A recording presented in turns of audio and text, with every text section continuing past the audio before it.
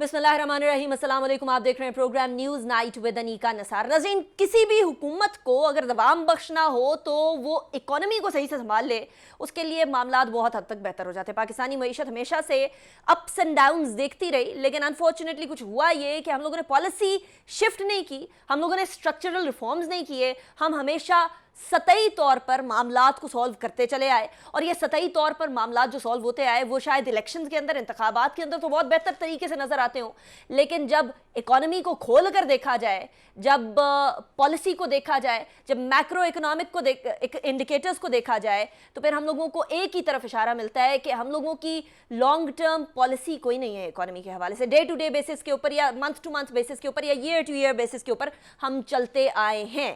अभी at this point in time Pakistan Tehreek Insaf की हुकूमत जाने के बाद नई हुकूमत ने, कोalition हुकूमत ने शहबाज शरीफ साहब की प्राइम मिनिस्टरशिप में जो है वो मामलात को संभाला है।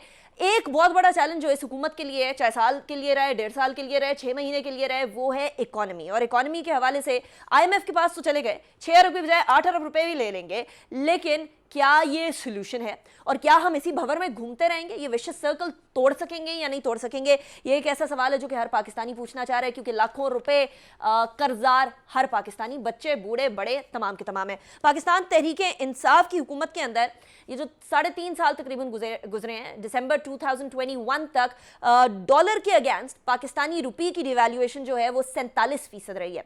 इसी तरीके से पाकिस्तान मुस्लिम लीग नून का जो दौर रहा है तकरीबन 5 साल का, उसके अंदर 26% डिवैल्यूएशन हुई थी, और पाकिस्तान पीपल्स पार्टी के दौर में 20% डिवैल्यूएशन हुई थी। तो तमाम चीज़ें किस तरीके से सस्टेनेबल इकोनॉमी की तरफ जाएंगी, पॉलिटिकल इकोनॉमी को साइड पे रख के, इस हवाले से अब आज बात करेंगे। हमारे साथ जो मेहमान मौजूद हैं हम उनका तारुफ करवाते चले। हारून शरीफ साहब हमारे साथ मौजूद हैं, एक्स चेयरमैन है बोर्ड ऑफ इन्वेस्टमेंट के, साबिक मिनिस्टर ऑफ स्टेट भी रह चुके हैं। बहुत शुक्रिया हारून साहब, आपने हमें ज्वाइन किया, it's a pleasure having you. हमारे साथ डॉक्टर आबिद सुलेरी साहब मौजूद हैं। आबिद सुलेरी साहब इकोनॉमिस्ट भी हैं और SDPI के सरबराह भी हैं। बहुत शुक्रिया डॉक्टर साहब, आपने भी हमें ज्वाइन किया, it's a pleasure having you as well. PTI को भी बहुत सारे सजेशंस देते रहे, पता नहीं उन्होंने सुने या नहीं सुने, that is a different story. Khurram Hussain साहब हमारे साथ मौजूद हैं, इकोनॉमिक एनालिस्ट हैं। जर्नलिस्ट के अंदर इनको इकोनॉमी के ऊपर ऑल इन ऑल माहिर समझा जाता है। खुर्रम हुसैन साहब के बहुत सारे आर्टिकल्स मैं खुद भी पढ़ती हूँ इकोनॉमी के हवाले से, एंड देयर क्वाइट इंसाइटफुल। बहुत शुक्रिया खुर्रम साहब, आपने भी ज्वाइन किया, was a pleasure having you as well. सबसे पहले हारून साहब आपकी तरफ ही आऊंगी। हमारे इकोनॉमिक ड्राइवर्स को सतही तौर पर बेहतर बनाने के लिए ऑल द गवर्नमेंट्स ट्राई के हम लोग इधर से उधर कर दें, चाहे वो फिगर फजिंग के इल्जामात आए, चाहे वो हम लोगों को GDP 5% एंड अबव दिखाई जाए, लेकिन fact of the matter is कि हम लोगों का जो सर्कुलर डेट है वो रोल ओवर करता रहता है, हर हुकूमत को बर्दाश्त करना पड़ता है। ट्रेड डेफिसिट हमारा पुराने का नाम नहीं लेता, थोड़ी फ्लक्चुएशन होती है लेकिन ख़त्म नहीं होता। हम लोग क्या सस्टेनेबल इकोनॉमी अपने आप को कह सकते हैं हारून साहब? जी बहुत शुक्रिया अनीका। देखें, इसके ऊपर इतनी डिबेट हो चुकी है, आई थिंक सोचने की बात यह है कि हम मईशत का स्ट्रक्चर क्यों नहीं बदल पा रहे। 30-35 बरस से हमारी मईशत का स्ट्रक्चर वही है। हमारी एग्रीकल्चर 20% के आसपास है, 21-22% मैन्युफैक्चरिंग है, सर्विसेज जो है हमारी ऊपर चली गई हैं, और इंसेंटिव स्ट्रक्चर जो है वो सर्विसेज की तरफ रहा है। अगर आप देखें, रिटेल ऊपर चली गई है, ट्रैवलिंग ऊपर चली गई है, बैंकिंग सेक्टर ऊपर चला गया, लेकिन ना तो वो जॉब क्रिएट करता है, और हमारी इन्वेस्टमेंट टू GDP रेशो कम तर होती जा रही है। और जब इन्वेस्टमेंट टू GDP रेशो आपकी 12-13% पर आ जाए GDP का, तो हमारे पास हमारे जो कंपेटिटर्स हैं, बांग्लादेश है, कैम्बोडिया है, टर्की है, वहाँ 25 से 30% GDP का इन्वेस्टमेंट टू GDP रेशो होता है। तो बड़ा क्लियर है कि जब पैसा इन्वेस्टमेंट से नहीं आ रहा है, देखिए बिल्कुल सिंपल इकोनॉमिक थ्योरी है कि आप कैपिटल डालते हैं, आप स्किल्स डालते हैं, टेक्नोलॉजी लाते हैं, तो आपकी ग्रोथ बढ़नी शुरू हो जाती है। अगर हम 35 बरस की एवरेज लें तो हमारी GDP ग्रोथ कुछ 4% से कुछ थोड़ी कम रही है। अब इस सूरत हाल के अंदर जरूरत इस अमर की है कि अगर 20 लाख यंग लेबर मार्केट में हर साल लोग आ रहे हैं, तो हमें 7 से 8% सस्टेनेबल ग्रोथ चाहिए 10 बरस के लिए, जो आपका सवाल है। तो मईशत के इस ढांचे के अंदर वो सस्टेनेबिलिटी दिखाई नहीं दे रही है। So what I would advice is कि जो स्ट्रक्चरल शिफ्ट मईशत के ढांचे में चाहिए, इंसेंटिव स्ट्रक्चर को कुछ हमें ईस्ट एशिया की तरह विनर्स पिक करने पड़ेंगे जो हमें क्विक यील्ड दे सकें, जो हमारी एक्सपोर्ट को बढ़ा सकें, कंपेटिटिवनेस को बढ़ा सकें। लेकिन इसमें ट्रेड ऑफ होती है। आपने कहा तो है कि पॉलिटिकल इकोनॉमी को साइड पे रखते हैं, लेकिन ट्रेड ऑफ जो है वो पॉलिटिकल इकोनॉमी है, क्योंकि एक एलीट कैप्चर है जो पेटनेज के ऊपर सालों से डेवलप होता आ रहा है। उसको तोड़ने के लिए बहुत से ममालिक ने बहुत से तरीके किए हैं। आप देखें, यूरोप में बहुत साल पहले रेनेसा हुआ था जहां एलीट बैठे थे और उन्होंने फैसला किया। मैं आपको अर्ली एग्जांपल देता हूं। 2008 में मैं यूके का एडवाइजर होता था, तो वहां जब आपको याद हो फाइनेंशियल क्राइसिस आया था, जी। इसके बाद सारी नेशन ने इकट्ठा होकर एक ऑस्टेरिटी की ड्राइव की थी। आई कांट टेल यू कि उस ऑस्टेरिटी ड्राइव के अंदर लोग कितना चीखे थे, लेकिन nation stood divided, stood United. United. हमारी नेशन इज स्टैंडिंग डिवाइडेड और हम सेक्रीफाइस करने पर तैयार नहीं है। मैं जानबूझ के ड्राइवर्स ऑफ चेंज की तरफ नहीं आ रहा हूं, क्योंकि मेन इशू तो इस वक्त ये है कि हमें फैसला करना है कि आया हम कुछ मुश्किल फैसले करने के लिए तैयार हैं या नहीं। मेरी जजमेंट ये है कि हम जब भी फंसते आए हैं, हमने अपनी जियो पोलिटिकल पोजिशनिंग को यूज करके टेम्पररी बेल आउट ले लिया है। सही। अब वो लेवरेज कम होती जा रही है और अब हमें मुश्किल फैसला करने की जरूरत है। वहां विल की भी जरूरत है और कैपेबिलिटी की भी जरूरत है। So this is my response to your question. Right. अच्छा खुर्रम हुसैन साहब, विल और कैपेबिलिटी को छोड़ते हुए इस चीज की तरफ ध्यान देते हुए कि अब तो ये बात नागुज़ीर है, we don't have any other choice, we stuck between the devil and the deep blue sea and we need to get out of this situation, और उसके लिए हमें टफ डिसीजंस तो लेने ही पड़ेंगे, चाहे कोई माने या ना माने। ऐसी सिचुएशन में आप जिन विनर्स की अभी हारून शरीफ साहब बात कर रहे हैं कि will have to pick winners, जहां एक्सपोर्ट की बात आए, आप कौन से विनर्स देखते हैं? हम सिर्फ टेक्सटाइल पर इन्हिसार करते रहे हैं, किसी ज़माने में हम एग्रीकल्चरल कंट्री कहलाते थे, अब हम वो भी इंपोर्ट करने पर आ गए हैं। तो यहाँ हम विनर्स पिक करें तो किन चीज़ों को करें जो कि अगले 5 साल में हम लोगों को यील्ड देना शुरू कर दे, चाहे वो सर्विस सेक्टर हो या कमोडिटी सेक्टर हो? अनिका, आई थिंक यहाँ 2 सवाल पैदा होते हैं कि विनर्स पिक करने की अगर हम बात कर रहे हैं तो उसकी मैकेनिज्म क्या होगी। आई थिंक अगर आप इसको इस तरह समझें कि स्टेट या गवर्नमेंट बैठ के विनर्स पिक करेगी और विनिंग सेक्टर्स को पिक करेगी, तो वहां पे आई थिंक फिर ज्यादा प्रॉब्लम्स क्रिएट होने की भी गुंजाइश है। तो आई थिंक ये प्रोसेस थोड़ा सा ऑटोमेटिक होना चाहिए, यानी कि किसी एक गवर्नमेंट या ब्यूरोक्रेट्स के हाथों में ना हो। ये आपका रेगुलेटरी फ्रेमवर्क और जो बिजनेस एनवायरनमेंट है वो स्ट्रक्चर इस तरह से हो कि खुद ब खुद जिसमें विनिंग क्वालिटीज हैं वो सामने आने शुरू हो जाएं लोग, और जिनसे नहीं compete किया जा रहा वो फिर आउट ऑफ बिजनेस जाने लग जाए।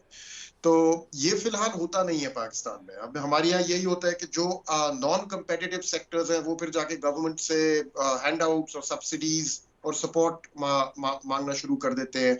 एंड जिस हद तक गवर्नमेंट सपोर्ट करती है इंडस्ट्री को पाकिस्तान में, डिस्पाइट द फैक्ट कि यहाँ पे कोई 30 साल के अभी free market type of reforms लाने की कोशिश की जा रही है, लेकिन फिर भी टैक्स ब्रेक्स और सब्सिडीज और इन तरीकों से और फिर गारंटीड रिटर्न्स, जैसे पावर सेक्टर में जितनी इन्वेस्टमेंट आती है सबको गारंटीड रिटर्न्स मिलते हैं। इस तरह से विनर्स नहीं सिलेक्ट होते यूजुअली। तो आई थिंक एक दफा ये प्रोसेस अगर प्रॉपर्ली इम्प्लीमेंट होना शुरू हो जाए, बिजनेस एनवायरनमेंट को यहाँ पे इस तरह से स्ट्रक्चर करना शुरू कर दें कि कंपेटिटिव एनवायरनमेंट खुद ब खुद पैदा हो और जो जिसमें विनिंग क्वालिटीज है वो खुद सामने आ सके, तो आई थिंक फिर आपका जो दूसरा सवाल है कि कौन से सेक्टर्स हैं जिनको आगे आना चाहिए, वो खुद ब खुद सॉल्व होएगा। आई थिंक ये कॉन्शियस डिसीजन नहीं होनी चाहिए। गवर्नमेंट का फोकस होना चाहिए कि बिजनेस एनवायरनमेंट को दुरुस्त कर दें and let the winners come forward themselves on their own. ठीक। अच्छा, winners would come forward, obviously फिर वो बात आ जाती है कि वहाँ विल है और वे है या नहीं है। लेकिन डॉक्टर आबिद सुलैही साहब, कंसिडरिंग कि पाकिस्तान की इकोनॉमी बड़ी फ्रेजाइल है, ज़रा सा इधर उधर हम लोगों का कोई कर्जा हो जाए तो हम लोग हाथ पे हाथ रख के बैठ जाते हैं। वी डोंट नो कि अगला कदम क्या होगा। हम लोगों को यहाँ IMF के अभी जो नेक्स्ट ट्रांच की सस्पेंशन चल रही थी तब हमें समझ नहीं आ रही थी उधर, और IMF के साथ गड़बड़ होती है तो वर्ल्ड बैंक, ADB, बाकी सारे इदारे, इवन अब तो सऊदी अरब भी, तमाम की तमाम सी चीज़ें इंटर रिलेटेड होती हैं। एक लेमैन की हैसियत से आई वॉन्ट टू नो कि हम इस विशस सर्कल से कैसे निकल सकेंगे, कंसिडरिंग कि हम हेविली इंपोर्ट बेस्ड इकोनॉमी हैं? अनिका, बाकी जो मुआशी फैसले हैं वो तो अपनी जगह, लेकिन इस विशेष साइकिल से हम तब निकलेंगे जब हम IMF के साथ जो चीज़ें एग्री करते हैं उसको ओनरशिप ले लें, कहा हमारा ताल्लुक अपोजिशन से हो या हमारा ताल्लुक हुकूमत से हो। अलमिया ये है कि हम जितनी मरतबा भी IMF में जाते हैं, जो अपोजिशन होती है वो हुकूमत को टका के उसकी तनकीद कर रही होती है, और वही पार्टियां जब अपोजिशन में आती हैं और अपोजिशन हुकूमत में आती है तो वो अपने अपने फैसलों पर यू टर्न लेते हुए बिल्कुल रिवर्स एक्शन कर रही होती हैं। तो नतीजा ये निकलता है कि ये चीज़ें पोलिटिसाइज हो जाती हैं। जब हमें मालूम है कि आपका वक्ती तौर पे in the short to medium term IMF के बगैर गुजारा नहीं है। अगले माली साल की भी अगर आप देखें जो नंबर्स हैं तो तकरीबन $35 बिलियन की एक्सटर्नल असिस्टेंस जो है वो आपको चाहिए, जिसके लिए आपको IMF का लेटर ऑफ कंफर्ट चाहिए। तो इस वक्त मैं देख रहा हूँ कि वही काम जो कि PDM अपोजिशन में रहते हुए PTI के साथ कर रही थी, एग्जैक्टली वही काम इस वक्त PTI जो है वो PDM के साथ कर रही है, क्योंकि PTI अपोजिशन में आ गई। लेकिन गोइंग फॉरवर्ड अगर 1 साल के बाद या 6 महीने के बाद या 1.5 साल के बाद जब भी इलेक्शन होते हैं, इन्हीं 3 जमातों में से किसी एक को हुकूमत बनाने का मौका मिलेगा, खा वो PMLN हो, पीपल्स पार्टी हो, PTI हो, और दोबारा से यही IMF होगी, दोबारा से यही मेयर्स होंगे। तो हम उस जंगल से तब निकल सकेंगे जब हम एक ओनरशिप ले लें इन चीज़ों की, और उस पर एज ए गवर्नमेंट पॉलिटिक्स आप करें और उस पर इख्तलाफ रखें, लेकिन एज ए गवर्नमेंट जो स्टेट एक दफ़ा एग्री कर लेती है इंटरनेशनल लेंडर्स के साथ, एक दफ़ा तो उसको पूरा करने की कोशिश करें। I am sorry, I am cutting you short here, लेकिन ये आइडियली कहना तो बड़ा आसान है, लेकिन लेट्स फेस इट कि हम लोगों की कोई इकोनॉमिक सस्टेनेबल कोई ऐसी पॉलिसी नहीं है, कोई इकोनॉमिक पॉलिसी नहीं है जो कि लॉन्ग टर्म हो, जो कि गवर्नमेंट चेंज होने के बाद भी वही पॉलिसी रहे। तो ये पॉलिसी आपको लगता है कि स्टेट जिसको आप कह रहे हैं उसको इंप्लीमेंट करनी होगी, चाहे फेसेस चेंज हो या ना हो? Does this even seem possible in Pakistan? इस वक्त ये तो कहा जा सकता है ना कि जो पॉलिसी PTI की थी पिछले 3.5 पौने 4 साल से, एग्जैक्टली वही पॉलिसी इस वक्त PDM की है। PDM अलायंस जो है वो नई पॉलिसी तो नहीं लेके आ रहा ना, वही चीजें हैं आपकी कि आप अपना डॉलर जो है उसको रखेंगे फ्री फ्लोटिंग एक्सचेंज रेट पे, स्टेट बैंक को आप ऑटोनॉमी दे रहे होंगे, आप अपनी सब्सिडीज जो है उसको खत्म कर रहे होंगे, IMF प्रोग्राम में रहेंगे, अगला बजट जो है वो IMF बनाएगी। अगर IMF 1 साल आपको एक्सटेंड कर देती है जून 23 तक, तो इसका मतलब है कि 23 वाला बजट भी IMF के प्रोग्राम के पैरामीटर्स में होगा। तो वो पॉलिसी कंसिस्टेंसी तो अपनी जगह पे है। इसका जो तरीका है, और हारून शरीफ इस पे बड़ी डिटेल से काम कर रहे हैं, आई वुड लव के उनसे आप मजीद इसके बारे में सुने। इस पे पार्लियामेंट के अंदर एक नेशनल सिक्योरिटी काउंसिल बनाई जा सकती है जिसमें तमाम सियासी जमातों की नुमाइंदगी हो, और वो नेशनल सिक्योरिटी काउंसिल जो है वो उन फैसलों पे अमल डिस्कस करते हुए उस पे जो भी मेजॉरिटी कहती है उसको ऑन कर ले। फिर आपका ताल्लुक चाहे अपोजिशन से है या ट्रेरी बेंचेस से है, ये वाली पॉलिसी कंसिस्टेंट रहेगी, फिर आपने इधर उधर नहीं होना। गॉट योर पॉइंट डॉक्टर साहब। राइट डॉक्टर साहब, यहीं रुकिएगा, मैंने ब्रेक की तरफ जाना है, उसके बाद फिर हारून साहब की तरफ भी मैं सवाल लेकर जाऊंगी। See you after the break.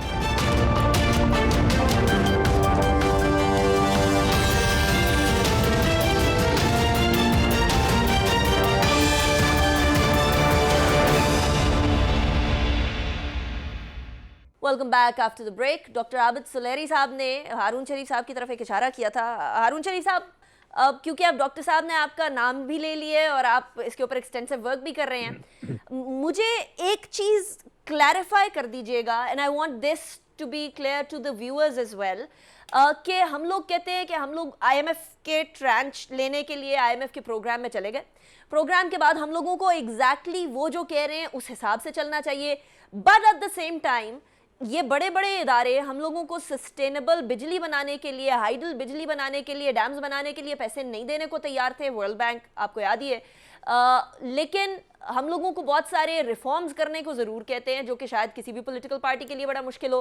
फिर इजिप्ट की एग्जांपल भी हमारे सामने आती है। फिर ये सवाल होता है कि अगर हम IMF के हिसाब से चल भी लें, जो उनकी शराइत होती हैं, सब्सिडी ख़त्म कर दें, बिजली के बिल ज़्यादा कर दें, गैस के बिल ज़्यादा कर दें, किसी सेक्टर को जो है वो प्रेफर करना इस तरह से बंद कर दें, ये सारे हम सजेशंस मान भी लें, इवन देन भी क्या इस विशियस सर्कल से निकला जा सकता?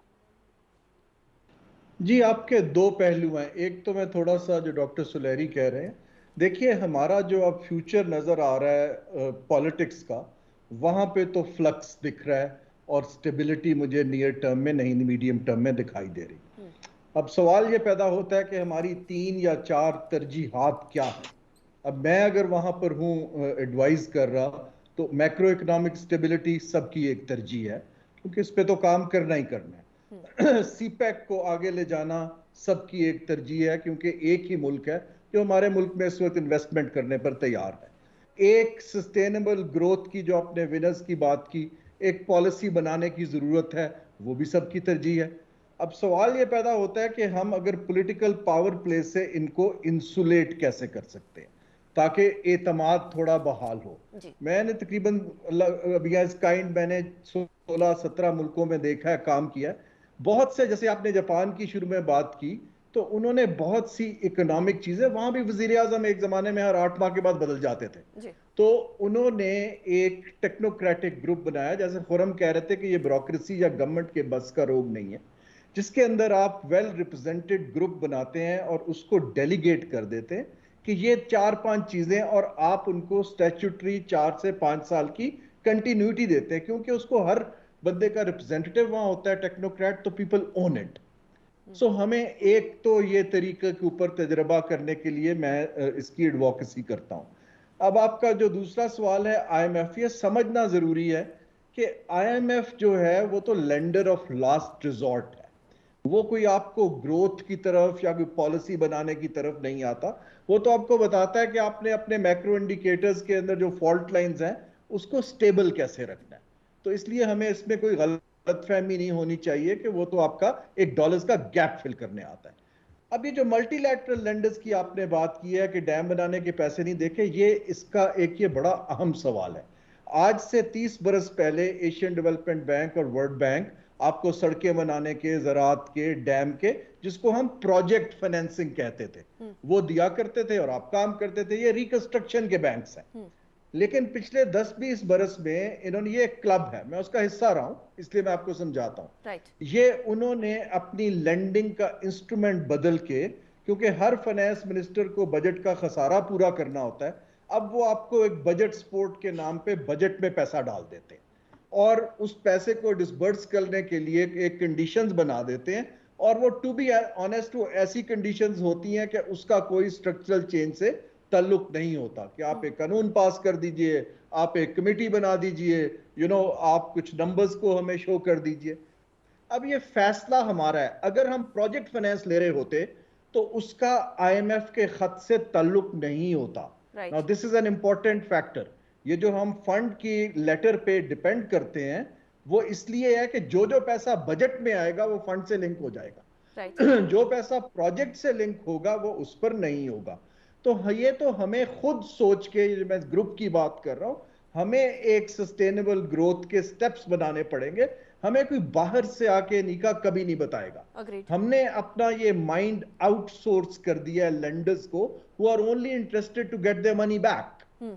ये काम हमें बड़ा क्लियरली इंडिजिनसली सोचने की जरूरत है। राइट, एंड उसके लिए वो फिर टेक्नोक्रेटिक सॉल्यूशन दोबारा से वापस आ जाता है। पॉलिटिकल सॉल्यूशन शायद से उसको आप फ्री हैंड पे एंड मेक देम अकाउंटेबल। ये नहीं कि खाली वो इकोनॉमिक एडवाइजरी काउंसिल की तरह मशवरा दे और कहे कि हमारा इसमें कोई जिम्मा नहीं है। Right, the group must be part of it and accountable. Perfect. अच्छा खुरम साहब, मैं कुछ ऐड कर दूं? जी मैं आपकी तरफ ही आ रही हूँ। जी ऐड कीजिए खुरम साहब। इसमें मैं ये ऐड करना चाह रहा था, मैंने ना पिछले कोई 15 सालों में जो जर्नलिज्म की है, मुझे मौका मिला है पाकिस्तान के तकरीबन 1, 2, 3 IMF प्रोग्राम्स को बड़ी क्लोजली फॉलो करने का। उसके बाद फिर मैंने कुछ रिसर्च जो अपनी तरफ से की है, जब मैं वॉशिंगटन DC में था in the Woodrow Wilson centre, तो उसमें 1980s और अर्ली 90s के जो पाकिस्तान के प्रोग्राम्स थे उनको बहुत गौर से स्टडी करने का मुझे मौका मिला था वहां पे।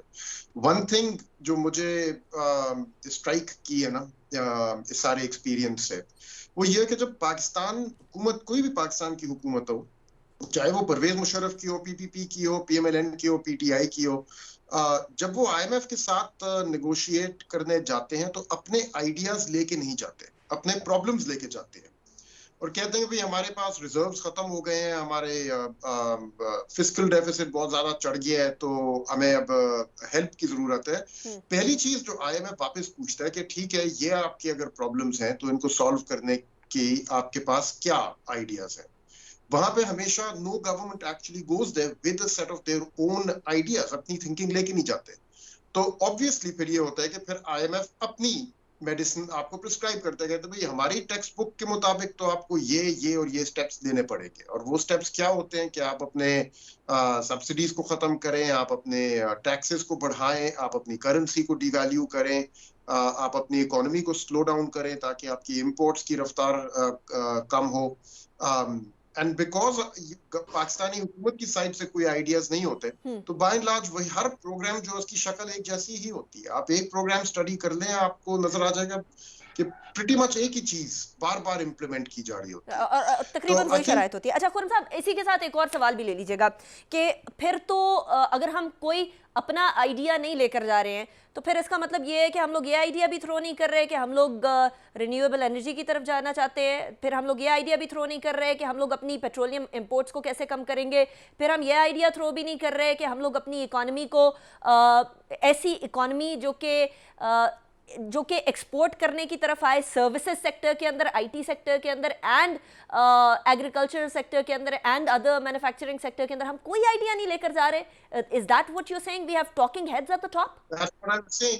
That's what I'm saying. देखिए स्ट्रक्चरल रिफॉर्म्स पिछले 30 सालों में एक सबसे बड़ा स्ट्रक्चरल रिफॉर्म है जो हर आईएमएफ प्रोग्राम में रहा है अप अंटिल 2008। उसके बाद उन्होंने निकाल दिया उसको, और वो था कि आप कि अपना रेवेन्यू सिस्टम जो है वो आप वैल्यू एडेड टैक्स की तरफ लेके जाए। ये पहली दफा आया था 1988 में के प्रोग्राम में, और 2008 तक ये स्टैंडर्ड फीचर था हर प्रोग्राम का, तकरीबन हर, मेरे ख्याल में 2000 का जो स्टैंड बाय था उसमें शायद नहीं था, लेकिन वो तो वैसे भी एक शॉर्ट टर्म 6-9 महीने का प्रोग्राम की फैसिलिटी थी।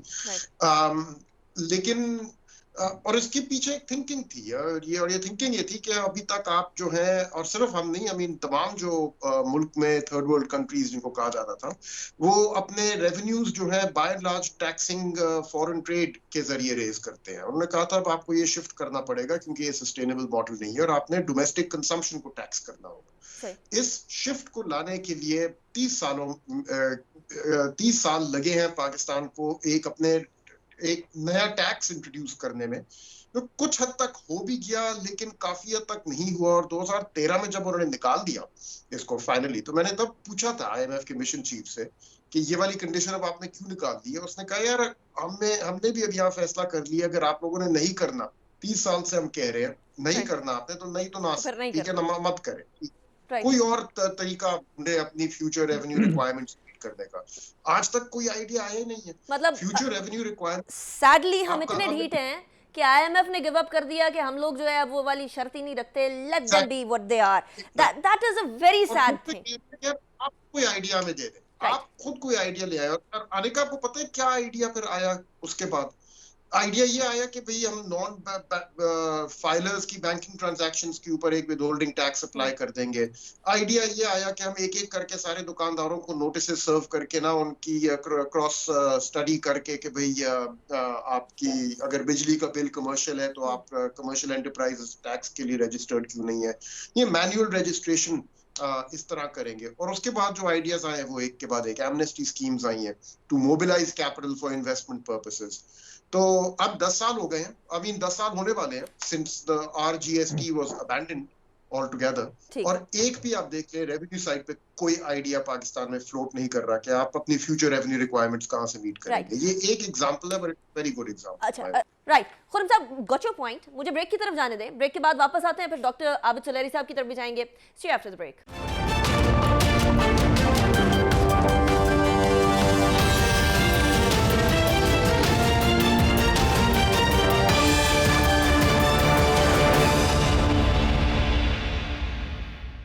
Welcome back after the break.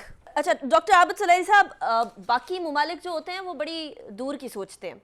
हमारे यहाँ एक बड़ा रॉ और एमेच्योर टैलेंट है आईटी की साइड पर, जो हमारी जेन जी है, जो अभी के बच्चे हैं, वो बहुत ज़्यादा आईटी ओरिएंटेड हैं।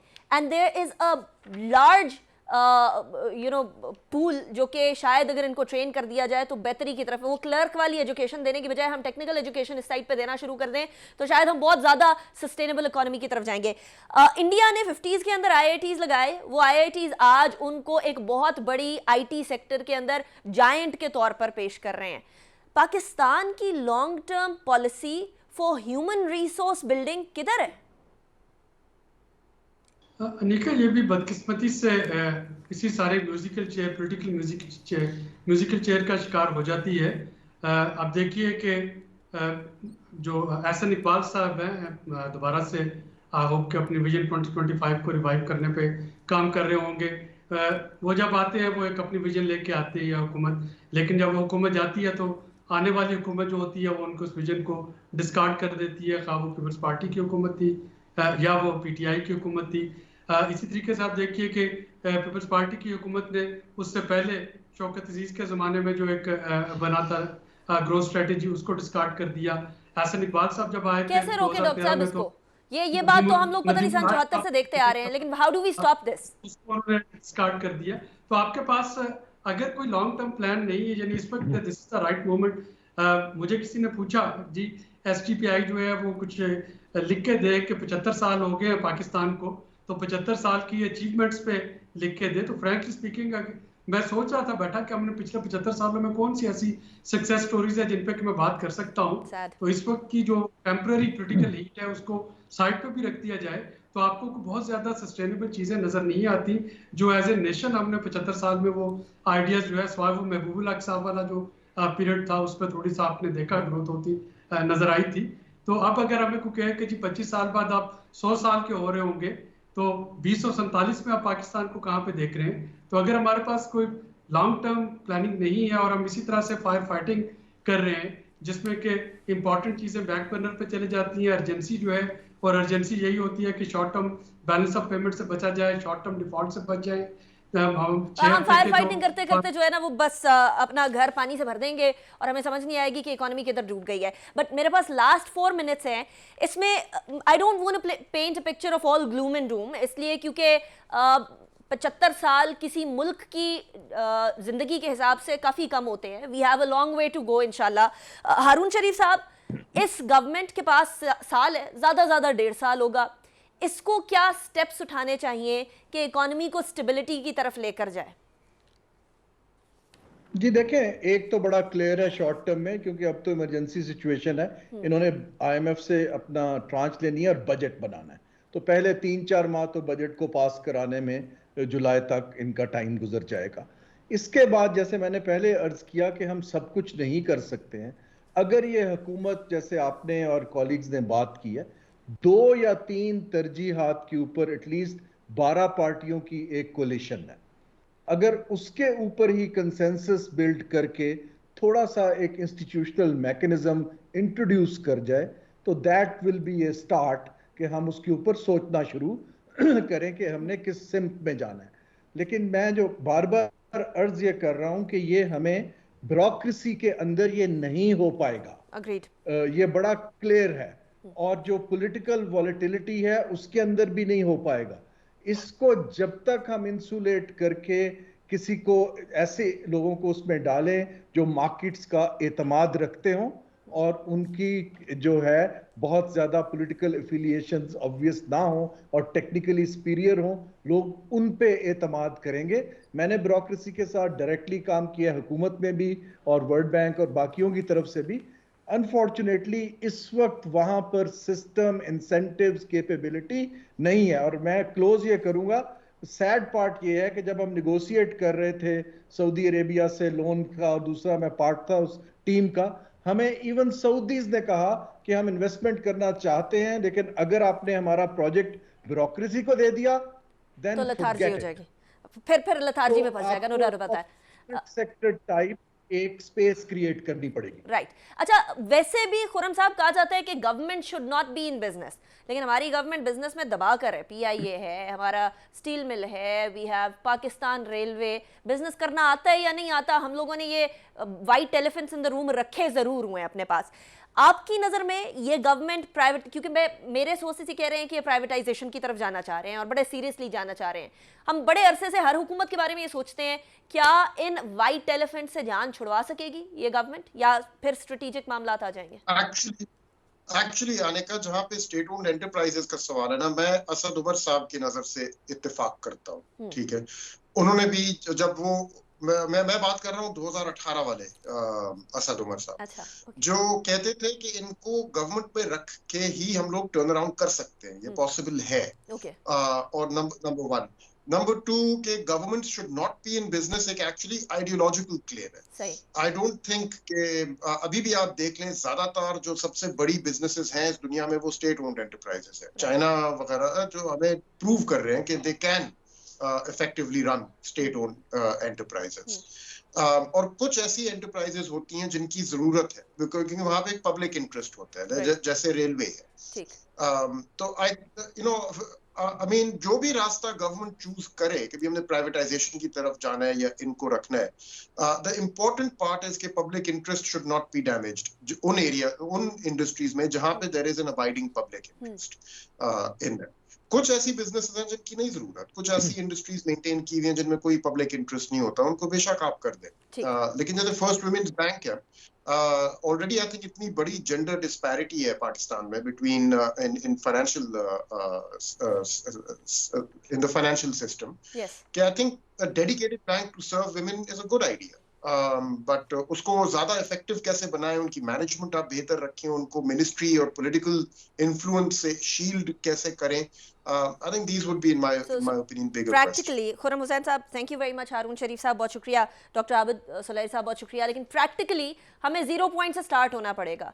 जो हम लोगों ने चीज़ें सीखी हैं अब तक इकोनॉमी को चलाने के लिए, उन्हें अनलर्न करना पड़ेगा और अनलर्न करने के बाद रीलर्न करना पड़ेगा, क्योंकि अभी तक हमारी इकोनॉमिक सिम दुरुस्त नहीं हो पाई। हम सस्टेनेबल ग्रोथ की तरफ नहीं जा सके, इसलिए क्योंकि हमारा इम्पोर्ट बिल एक बहुत बड़ा पेट्रोलियम की नज़र हो जाता है और इसी में हमारा फॉरेन एक्सचेकर चला जाता है। हम अभी तक रिन्यूएबल एनर्जी की तरफ उस तेज़ी से नहीं आए जितना पाकिस्तान के अंदर पोटेंशियल है। हम अभी तक उन सेक्टर्स में नहीं गए जहां पाकिस्तान के अंदर लो लेबर कॉस्ट की वजह से बहुत पोटेंशियल है। So we need to look at it. और ये तमाम के तमाम अब चार्टर ऑफ इकोनॉमी आना चाहिए। चार्टर ऑफ डेमोक्रेसी तो हम लोगों ने बहुत दफ़ा देखा, लेकिन शहबाज शरीफ साहब ने एक ऑफर की थी चार्टर ऑफ इकोनॉमी की, उसकी बड़ी शदीद ज़रूरत है विद टेक्नोक्रेट्स। इस तरह हारून साहब ने भी फरमाया, अल्लाह करे कि हमारी तमाम पॉलिटिकल लीडरशिप को अक्रॉस द बोर्ड इस हवाले से थोड़ी सी जो है वो सिमत एक यकजा कर लें वो लोग। इसी के साथ अनीका निसार को इजाज़त दीजिए। अपना बहुत ख्याल रखिएगा, इस दुआ के साथ कि पाकिस्तान फले फूले, आगे बढ़े और कायम व दायम रहे। अल्लाह हाफ़िज़ व नासिर।